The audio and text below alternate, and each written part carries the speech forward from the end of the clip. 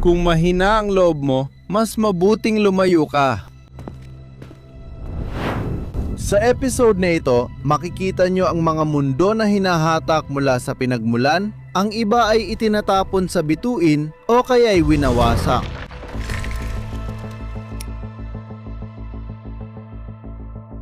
Namumuhay tayo sa panahong tila balanse ang sistemang solar. Tahimik at payapa ang lahat at minsan pinapaganda ng kometa ang gabi. At minsan may mga pagkakataon na ang isang asteroid ay bumabangga sa isang planeta. Sa kabuuan, ang mga mundo sa paligid ng araw ay tila sumusunod sa maayos na mekanismo na gumagana ng walang aberya sa bilyon-bilyong taon. Pero ang totoo, kapag tinitingnan mo ang sistemang solar, parang eksena ng krimen ang makikita mo. Pinaniniwalaan na sa loob nito, may mga mundo na pinatay, itinapon papunta sa araw o hinila mula sa kanilang mga orbit at itinapon palabas hanggang sa sila'y magpalutang-lutang mag-isa sa malamig na kalawakan sa pagitan ng mga bituin. Ngayon, dadalhin ko kayo sa kwentong puno ng twist kung saan ang mga pangunahing tauhan, biktima man o salarin ay palaging mga planeta. Bakit ganito ang ayos ng mga planeta sa sistemang solar at hindi iba? Bakit ang daigdig ay nasa distansyang ito mula sa araw at hindi sa iba? Ano ang mga mekanismong nagpasiya sa kahangahangang ayos na ito? Matagal nang nanatiling palaisipan ang mga nakakalulang tanong na ito. Nitong mga nakaraang dekada, nadiskubre natin ang libu-libong sistemang planetaryo na may natatanging estruktura na nagbigay ideya kung paano ito masusolusyunan. Bago tayo magpatuloy, ipakikilala ko muna sa inyo ang eksena ng krimen. Makikita ninyo rito ayon sa tamang proporsyon ang mga planeta ng ating sistemang solar. At makikita natin na may malalaking patakaiba sa laki ng 4 na mabatong planeta na malapit sa araw at ng 4 na gaseous na planeta na mas malalaki at mas malalayo. 4 na beses na mas malapad at 15 beses na mas mabigat kaysa daigdig ang mga higanteng yelo na sina Uranus at Neptune. Habang sina Saturn at Jupiter naman, ayon sa timbangan, ay 75 na beses at 300 at 20 na beses na mas mabigat kaysa sa ating planeta. Hindi ayon sa sukat ang mga distansya dahil masyadong malawak ang kalawakan kaya hindi kayang ipakita sa isang larawan ang layo at laki ng mga ito nang hindi ito nawawala sa paningin. Para mapaniwala kayo, isipin ninyo na sa isang espasyo, sa isang universo na lumiit hanggang sa ang araw ay maging 10 sentimetro na lang ang laki. Si Merkuryo ay 4 na metro ang layo at kasinlaki lang ng ulo ng aspile ang diametro nito. Si Venus ay mga 8 metro ang layo habang ang daigdig ay nasa 11 metro mula sa ating maliit na araw. Pareho silang may diametro na 1 milimetro. Si Mars ay matatagpuan sa mahigit 16 na metro ang layo at ang mga higanteng gas na sina Jupiter at Saturn ay matatagpuan naman sa 56 na metro at 102 metro mula rito. Tungkol kina Uranus at Neptune, sila ay 206 na metro at 323 metro ang layo mula rito. Bukod sa mga distansya, kapag tiningnan natin ang mga kakaibang katanghian ng ating solar system, ang unang mapapansin ay ang mga mundong may mas magaan na masa ay mas malapit sa araw kumpara sa mga mas mabibigat na mas malayo naman dito. Matagal nating inakalang ang ibang sistemang planetaryo ay halos katulad ng sa atin, maliliit na solidong planeta, malapit sa bituin at mga higanteng gas sa paligid. Ganito ang lohika. Ang mga bituin ay nabubuo mula sa malalaking ulap ng gas na gumuho at kapag lumiwanag na sila, itinataboy ng kanilang radyasyon ang magagaan na elemento tulad ng gas at singaw ng tubig. Mula sa tinatawag na snowline, nagyayelo ang singaw at nagiging parang pandikit na nagpapabilis sa paglaki ng tipak ng bato at yelo sa mga disk ng gas at alikabok sa paligid ng mga bagong bituin. Dahil sa tuloy-tuloy na pagdikit ng mga blok ng materyales, nabubuo sa loob ng halos 1 milyong taon ang mga core ng planeta na sapat ang laki para humila ng hydrogen at helium, kaya unti-unting nabubuo ang mga higanteng gas planet. Samantalang malapit sa bituin, kung saan pinipigilan ng radyasyon na maging yelo ang tubig na nasa disk ng gas, ang paglaki ng mga umuusbong na planeta na halos binubuo lamang ng mga metal at bato ay mas mabagal at mas mahirap. Sige, pinaikli ko masyado pero gets mo na. Ang problema sa paliwanag na ito na nagbibigay ng magandang paliwanag kung paano nakaposisyon ang mga planeta sa ating sistemang solar ay may malaking kapintasan. Ayon sa lohika, dapat malalaking planeta ay nasa malayo at maliliit na planeta ay malapit sa bituin. Ganito ang configuration na dapat makita saan man sa universo. Ngunit, ang karamihan sa libo-libong ibang sistemang planetaryo na natuklasan nitong 3 dekada ay may magkakaibang arkitektura. Hindi na ako magtatagal dahil may buong video na para talakayin ang mga nakakalitong configuration na natuklasan natin. Ilalagay ko ang link dito. Sa madaling sabi, karamihan sa mga sistemang ito ay may mga planeta na halos magkakapareho ang bigat at umiikot lahat ng malapit sa kanilang mga bituin. Mayroon ding mga sistema na parang magulo kung saan ang mga planeta ay magkakaiba ang bigat at sunod-sunod na walang malinaw na lohika. May iba ring sistema kung saan ang mga higanteng gas planet ay umiikot malapit sa bituin at ang maliliit na planeta ay nasa malayo. At sa makulay na halo ng mga posibilidad na ito, tanging maliit na bahagi lang, tinatayang mga 10% ang may ilang pagkakatulad sa ating sistemang solar na may maliliit na planeta malapit sa bituin at malalaking planeta sa malayo. Dahil sa dami ng iba't ibang arkitektura na ipapaliwanag kung bakit kapag nilalagay natin ang lahat ng sangkap ng sistemang solar sa digital simulation, bihira tayo makakuha ng resulta na katulad ng ating sistemang solar. May maliliit na batong planeta malapit sa bituin at mga higanteng gas planet na mas malayo pa. Hindi mali ang aming simulation. Nagkamali lang kami sa pag-aakalang lahat ng planetaryong sistema ay tulad ng sa atin. At doon lang, nang madiskubre ang libu-libong iba pang mga sistemang planetaryo, unti-unti naming napagtanto na ang kalawakan ay puno pala ng napakaraming iba't ibang mekanismo at dinamika. Natuklasan namin ang malaking pagkakaiba-ibang hindi inaasahan. Dahil dito, nagtulak sa atin na muling suriin ang magulong kasaysayan ng sistemang solar natin. Isang kasaysayan kung saan ang mga planetang na yon ay wala na ay malamang na itinulak papunta sa araw habang ang iba naman ay basta na lang hinugot mula sa kanilang sistema. Ang pagtuklas sa mga mainit na Jupiter, mga higanteng gas na mas mabigat ng daan-daang beses kaysa daigdig at umiikot ng malapit sa kanilang bituin, ang nagtulak sa atin na muling pag-isipan ang mekanismo ng pagbuo ng planetaryong sistema.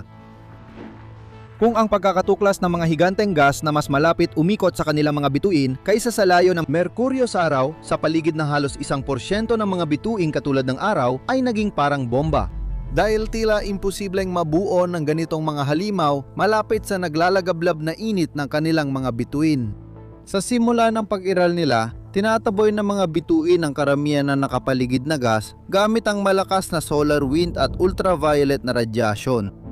Sa madaling salita, karamihan ng disk ay bumabagsak sa bituin habang ang iba ay ikinakalat ng thermal at magnetic na hangin. Kaya kakaunti na lang ang natitirang masa na pwedeng pagmulan ng paglaki ng mga planetang nabubuo.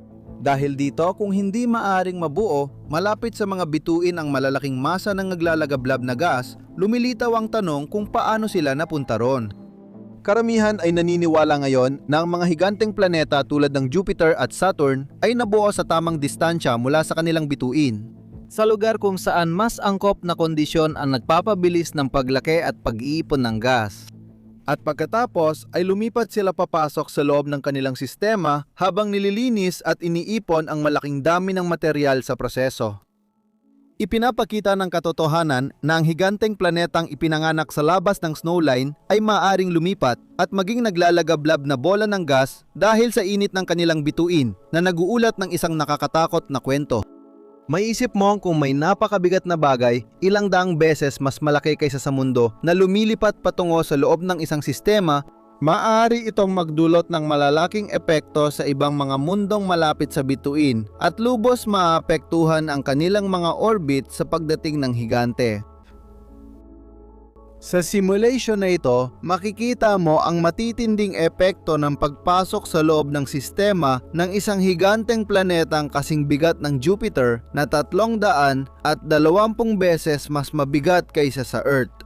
Bawat maliit na tuldok na natutulak palayo at kadalasang nawawala pagdating ng higante ay isang katawan na ang bigat ay halos kasing bigat ng buwan o Mars. Dahil sa pag-usad ng higante, nawawala sa balanse ang mga orbita ng mga katawan na ito, nagiging mas eksentriko at dahil dito ay nagkakasalubong sila kaya nagiging madalas ang mga pagkakataon na nagkakadikit o nagkakabanggaan ang mga bagay na ito. At dahil dito, maraming mga planetang nabubuo pa lang ang itinatapon palabas ng sistema, ang iba naman ay nagbabanggaan kung hindi man sila direktang bumabagsak sa dambuhalang higante o kaya naman ay sa bituin.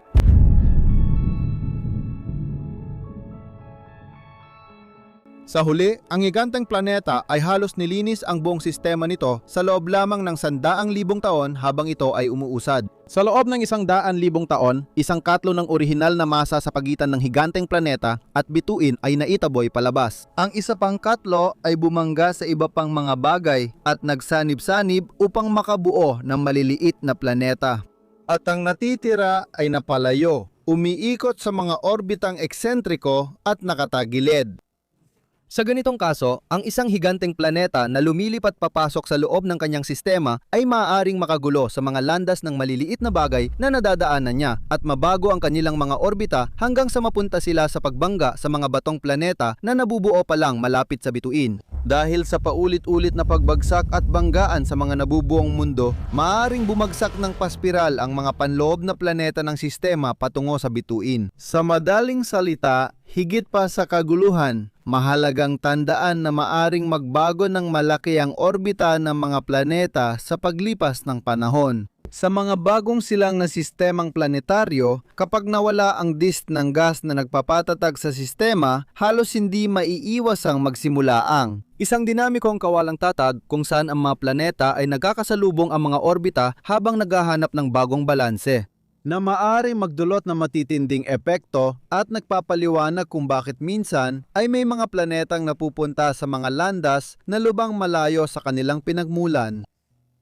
Napansin natin ang karamihan sa mga higanteng gas na umiikot sa malayong distansya mula sa kanilang bituin ay walang mga orbitang halos bilog tulad ng sa Saturno o Jupiter, kundi kadalasan ay may mga orbitang sobrang lawak. Ibig sabihin, may eksentrikong hugis ellipse ang mga orbita nila, tulad ng planetang HR 5183b na makikita ninyo ang landas sa paligid ng kanyang bituin kumpara sa mga higanteng planeta ng ating sistema. Ang pagkakatuklas ng maraming planetang may elliptical orbit ay hindi basta-basta. Ipinapaiwatig nito na dati, may mga bagay talagang hindi naging maganda ang kinalabasan sa mga sistemang ito. Ipaliwanag ko. Para sa nakakaintindi ng mga orbita, ang higanteng planetang gas na may pahabang orbita, ito ang patunay na noon ang pinag-aaralang sistema ay biktima ng gravitational na instability na may karahasang di maiiwasan at hindi matatawaran at sa simula ng kasaysayan, naglaban-laban ang mga planeta ron. Kaya naman, bawat elliptical na orbita ay parang isang bakas, isang peklat, isang labi ng marahas na kasaysayan na nagsasabi na dito, daan-daang milyong taon nang lumipas. Ang kalikasan, ng kalikasan, kalikasan, ng karahasan, ng kalikasan, ng kalikasan, ng matinding karahasan, ang kalikasan. Isa sa mga bida ay bumigay at sa huli ay napatalsik papuntang interstellar na kalawakan o itinatapon sa bituin. Sa totoo lang, kapag marami ang higanteng gas sa isang sistema, halos tiyak na nagiging hindi matatag ang mga ito. Pagkatapos ng daang libong ikot sa kanilang bituin, ang tuloy-tuloy na paghila ng grabidad nila sa isa't isa ay nagiging magulo at komplikadong sayaw kung saan ang panlabas na planeta ay nawawala ang masikip at halos bilog na orbit para sundan ang sobrang eksentrikong landas. Sa simulation na ito, makikita ninyo kung paano ang dalawang higanteng gas na umiikot ng napakalapit sa isa't isa ay maaaring magdulot ng gravitasyonal na gulo hanggang sa loob lamang ng ilang dekada. Nang sobrang lapit, ang isa sa dalawang planeta ay maitulak palabas ng sistema at maglayag ng mag-isa sa kalawakan sa pagitan ng mga bituin. Sinasabi natin naging lagalag ang mga planetang ito. Ngayon, sa palagay ko, kailangan kong ipakita sa inyo kung paano kayang pasabugin ng isa pang higanteng gas ang isang sistema. Ngayon, ang eksperto na tumulong sa episode ay nag-upload ng simulation kung saan makikita nating nagsimula ang kaguluhan. Tinawag pa niya itong sariling pagkawasak ng sistemang planetaryo. Makikita ninyo, may dahilan ito. Sa taas na kaliwa, makikita ang bilang ng milyong taon na lumilipas. Sa simula ng simulation, mayroon tayong medyo matatag na ayos na halos kamuka ng sa batang sistemang solar. Malapit sa bituin, may mga batong bagay na dahan-dahang lumalaki sa pagbangga. Sa mas malayo, may disk ng mas maliliit na bagay na mayaman sa tubig. Sa halip na dalawang higanteng gas tulad sa ating sistema, 3 ang inilagay natin. Pagkatapos ng 40 milyong taong balanse sa grabitasyon, biglang magsisimula ang 3 higanteng planeta na marahas na yugto ng kawalang tatag sa sistema. Noong panahong yon, sa ilang libong taon lang, lahat na nagyelong kometa at isa sa mga higanteng gas ay itinapon sa interstellar na espasyo at halos lahat ng nabubuong batong planeta ay nawasak.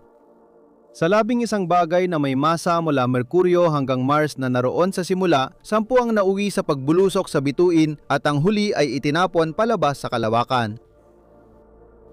Malinaw na natatangi ang bawat sistemang planetaryo, ngunit karaniwang ang orihinal na bumubuo ng 3 higanteng katulad ng Jupiter ay halos siguradong papasok sa unang yugto ng kawalang tatag. Isang yugto ng kawalang tatag kung saan isa sa 3 higante at 80% ng maliliit na bagay na tinatawag nating mga planetesimal ay mapapatalsik sa sistema, habang kalahati ng natitirang mga planetesimal ay mauuwi sa pagbangga sa ibang planeta at ang kalahati naman ay bubulusok sa bituin. Dahil sa dami ng natuklasang ligaw na planeta, marami sa kanila ang gumagala sa kalawakan ng walang sariling bituin. Maari pa tayong lumayo mula sa bituin at sa bilang ng mga planeta, anuman ang uri ng masa. Karaniwan, ang mahinang ugnayan na nagdudugtong sa kanila sa sistema gamit ang grabidad ay napuputol. Kaya habang binibigkas ko ang mga salitang ito, ilang libong bilyong mundo na naitaboy mula sa kanilang sistema ay kasalukuyang lumulutang sa interstellar na kalawakan ng ating galaksya. Kaya, kapag may nadiskubreng planeta na may eksentrikong orbit sa isang sistemang bituin, gamit ang ating teleskopyo, ibig sabihin, nagkaroon doon ng dramatikong kosmikong laro ng bilyar. Ang mga digmaang gravitasyonal, kahit kahanga-hanga, ay hindi naman pambihira. Tinataya nga na 3 kapat na mga sistemang may higanteng planeta na may eksentrikong orbit ay dumaan sa matitinding dinamikong kawalang tatad noong unang yugto ng kanilang pag-iral. Nakakabighani ang resulta dahil ipinapakita nitong parang maliliit na sementeryo ang marami sistemang planetaryo na ating nakikita. Kung saan ang mga planeta ay nilamon ng kanilang bituin o naitulak sa kalawakan.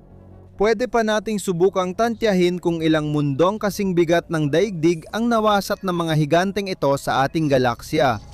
Talagang nakakabighani ang resulta. Alam nating bilyon-bilyon ang bituin na iniikutan ng higanteng gas sa Milky Way. Dahil 75% ng mga higanteng ito ay may eksentrikong orbitang maipapaliwanag lang ng mga panahong may matinding kawalang tatag. At mga 75% ng mga kawalang tatag na ito ay sapat na malakas para sirain sa proseso ang isa pang planeta sa sistema. Ibig sabihin, sa sukat ng isang galaksya tulad ng atin, hindi bababa sa 5 bilyong planeta na kasing bigat ng mundo ang napatay na. Tandaan mo yan kapag tumingin ka sa langit. Sa sukat ng kosmikong panahon, katumbas ito ng isang mabatong planeta na halos kasing bigat ng mundo na itinatapon sa isang bituin kada 2 taon sa karaniwan sa ating galaksya lang. Iniisip ko rin, baka tinatanong mo kung karaniwan ang ganitong pagkagambala, bakit napaka-perpekto ng bilog na mga orbit sa sistemang solar? Wala ba tayong makikitang mga pilat o maliliit na peklat? Medyo magulo ang ating sistema, pero sinuwerte tayong naburang ebidensya ng mga eksentrikong orbit at parang nakalusot tayo sa butas ng karayom. O baka naman nanatiling nakakagulat na kalmado ang ating sistema sa unang ilang milyong taon ng kasaysayan nito. Lahat ng mga tanong na ito ay malayo pa sa kasagutan, pero may mga palatandaan na nagpapahiwatig na tayo ay mga nakaligtas. Tayo ay mga nakaligtas. Kadalasan kapag nagsasagawa ng simulasyon ang mga mananaliksik ng sistemang planetaryo, halos lagi silang nakakakita ng dinamikong kawalang tatag. Isang instability na nagdudulot ng pagkasira ng maraming mabatong planeta o ng mga blok na kailangan para sa kanilang pagbuo, at sa huli ay iniiwan ang sistema na may natitirang isang malaking planeta lamang, isang higante na umiikot sa isang orbitang sobrang eksentriko at kitang-kita ang pagkakaiba.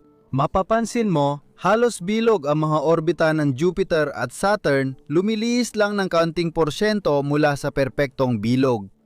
Sa totoo lang, ang sinasabi sa atin ng mga bahagyang paglihis na ito ay dumaan nga tayo sa isang panahon ng instability, pero naging medyo mahinahon ito. Kasama ang mga natitirang planeta, yung mga kilala natin, at sila ang mga nakaligtas. Kahit kakaiba, ipinapakita ng mga nakakalitong resulta ng numerical simulation natin na upang maging matatag ang isang sistemang may ilang gas giant tulad ng sa atin. At mapuno ng mga planetang may magagandang paikot na orbit, kailangan itong dumaan sa isang magulo at masalimuot na panahon, at makakalabas lang ito kapag natanggal ang isa sa mga higanteng planetang yon. Sa mga simulation ng orbit ng mga higanteng planeta sa solar system, napansin namin na habang lumalaki ang mga nagyayalong planeta tulad ng Uranus at Neptune, maraming mabibigat na mundo 5 hanggang 15 beses ang bigat ng daigdig ang natatapon palabas ng sistemang solar. Posible pa nga na isa sa mga iyon ay naroon pa rin, ngunit may napaka-eksentrikong orbit na dinadala siya ng napakalayo mula sa araw, kaya hindi pa rin natin ito natutuklasan. May ilang mananaliksik na naghihinala na may haka-hakang ikasiyam na planeta sa ating sistemang solar na umiikot sa napaka-elliptical na orbit. Sa puntong inaabot ng 10 hanggang 20,000 taon bago makalibot sa ating bituin. Is it planet? Maaaring naging biktima ito ng instability sa pagitan ng mga higanteng gas, ngunit nananatili pa ring nakakabit sa araw kahit unti-unti nang lumalayo sa kalawakan. Ang pinakamalapit nilang lapit sa ating bituin ay 200 astronomical units o 7 beses ng distansya ng araw sa Neptune. Panghuli, may isang huling bagay na talagang kakaiba. Sa katunayan, kung ikumpara ang ating sistema sa iba, kapansin-pansin na walang planetang mas malapit sa araw kaysa kay Merkuryo. Pero halos kalahati ng ibang natuklasang planetaryong sistema ay may planetang nasa posisyong yon. Isa o higit pang mga planeta na uri ng Super Earth o Mini Neptune, ibig sabihin ay mga planetang mas mabigat kaysa sa atin at bahagyang mas magaan kaysa kay Neptune. Parang inalisan ng laman ang ating sistema malapit sa araw.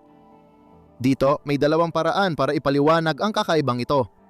Unang isipin na, sa iba't ibang dahilan, madalas mangyari na ang mga bituin gaya ng araw natin malapit sa araw, kaya may isang bagay na pumigil sa pagbuo ng mga planeta na mas malapit pa sa araw. Ang isa pang paliwanag ay isipin na may umiiral noon sa nakaraan ng ating sistema.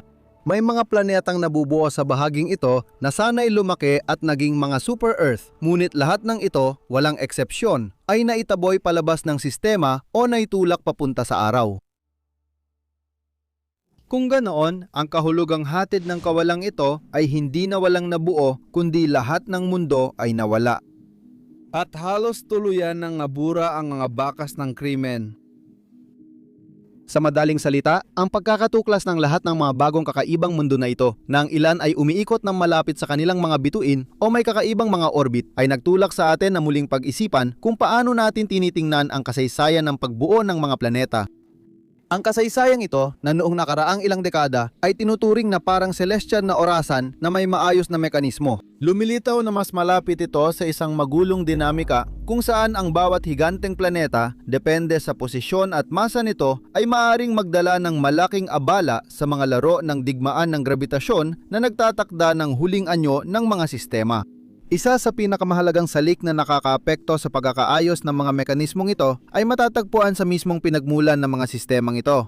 Sa mga nursery ng bituin, ang gas at alikabok mula sa malalaking ulap ng molekula ay gumuho, nagdudulot ng pagsiklab ng bituin at pagbuo ng mga planetang umiikot sa kanila. Dahil sa mga magulong kapaligirang ito, kung saan ang mga bagong silang na sistema ay nagkakalapit. Ang ilang higanteng bituin na may maikling buhay ay maaari mula simula ay maglabas ng malalakas na hangin at pagsabog sa mga batang sistemang nakapaligid na may dalang lubang radyoaktibong elemento. Malaki ang tsansang naranasan ng ating solar system ang ganitong sitwasyon, di nagtagal matapos mabuo. Makikita nga natin dito ang maraming atomong nagmula sa pagkabulok ng aluminium-26 at iron-60, mga elementong nabuo sa pagsabog ng malalaking bituin. At malamang ay nagkaroon ito ng malaking papel sa pamamahagi ng mga elementong volatile sa disk at kaya naman sa paunang pagkakaayos ng mga planeta. Kung nagdududa ka sa kayang gawin ng simpleng alikabok mula sa mga bituin sa kapalaran ng isang sistemang planetaryo, isipin ng mga atomong inilabas sa ating solar system ay nagbigay ng enerhiya sa unang 2 milyong taon ng kanilang pag-iral. Kasing dami ng init na inilabas ng lahat ng iba pang radioactive na elemento ng sistema sa kabuuan ng pag-iral nito. Sapat ito para magdulot ng malaking epekto sa iba't ibang ayos ng mga mekanismo. Ano pa man, gusto ko talaga, masasabi ko, ang ideya na ang ganitong ganap na bagong pananaw na nagbigay sa atin ng mas malinaw na pag-unawa kung saan tayo nagmula ay dumating sa atin sa pamamagitan ng pag-aaral ng mga sistemang nasa 10-10 taon liwanag ang layo mula sa atin. Sa susunod na episode, tatalakayin natin ng mas detalyado ang magulong kwento ng pagbuo ng solar system. Mas magulo pala ito kaysa akala natin dati. Makikita natin na ang malawakang pagkawasak mula sa galaw ng mga higanteng gas ay minsang kailangang pagbayaran para makaligtas ang ibang planeta sa gitna ng kaguluhan. Dahil ang presensya ni Jupiter ang naging sanhi ng pagkawala ng ilang mundong nabuo noon. Itong planetang ito ay nagprotekta rin sa atin tulad ng isang kalasag laban sa mga asteroid at kometang bunga ng kanyang pagbuo. Nakumbinsin namin sila ang paglika ng paglika ang pagbuo ng isang orbit. Sa puntong ito, iiwan ko na si Sean na naging kasiyahan kong makatrabaho sa episode na ito para ibahagi ang mahalagang puntong madalas nating nakakaligtaan kapag interesado tayo sa proseso ng pagbuo ng mga planeta. Sean, salamat sa iyong tulong sa episode na ito. Bago tayo magtapos, maaari mo bang ibahagi ang isang mahalagang punto na kadalas ang nalilimutan natin tungkol sa proseso ng pagbuo ng planeta? Pwede mo bang paliwanagan pa kami tungkol dito? Ang ibig kong sabihin, ang mga obserbasyon natin ay nagpapakita ng snapshots o sandaling kuha ng mga sistemang planetaryo. Parang nakakakita ka lang ng 0.2 seconds ng isang pelikula, pero hindi mo nakikita ang buong pelikula. Mahirap maintindihan kung paano tayo nakarating sa puntong yon. Kahit may ideya tayo kung ano nangyari sa simula, na para sa atin ay ang pagkakaroon ng datos tungkol sa mga protoplanetary disk, mga kapaligirang pinagmumulan ng mga planeta. At meron din tayong datos tungkol sa mga exoplanet. Ibig sabihin, ay mga snapshot din ng ibang mga pelikula. Sa tulong ng numerikal na modelo, tulad ng nasa likod ng mga animasyon na nakita ninyo, na ipapakita nating napakadinamikong kapaligiran ang mga sistemang planetaryo. Maikli ang buhay ng tao kumpara sa tagal ng mga planetaryong pelikula. Kaya konti lang ang nasasaksihan natin, pero mas nauunawaan na natin ngayon ang mga nangyayari sa likod nito. At muntik ko nang makalimutan, kung gusto ninyong pakinggan ang mas malalalim na diskusyon sa mga paksang ito, sina astrophysicist Lucy Lebulo at Frank Celsis ay may podcast na Venus the Year. Makukuha ito sa lahat ng platforma at may mga kapanapanabik na talakayan ng mga masisigasig na mananaliksik tungkol sa mga tanong na tinatalakay din natin dito. Pinag-uusapan ng unang season kung ano ang kaya at hindi pa kayang ipaliwanag ng agham tungkol sa buhay sa kalawakan. Pinag-uusapan nila ang paghahanap ng buhay sa labas ng daigdig. Nilagay ko ang link sa ibaba ng video. Paalam muna, magkita tayo ulit sa susunod.